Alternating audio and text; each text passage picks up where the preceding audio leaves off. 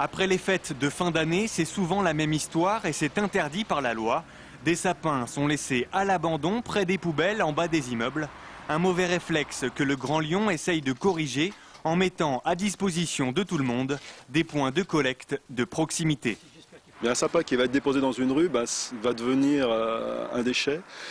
Ce déchet va être pris en charge dans le cadre d'une ronde d'ébouage, comme un tas sauvage, comme un vieux meuble, un vieux matelas, et donc va être, je dirais, transporté vers un centre de transfert, mis en décharge, alors qu'un sapin qui sera transporté jusqu'ici par son propriétaire va pouvoir être valorisé sous forme de compostage.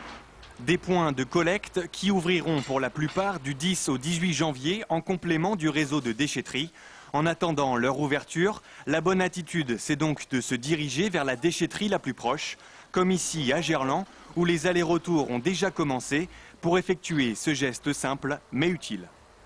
Je suis quand même concernée par l'écologie, par tout ce qui est le recyclage.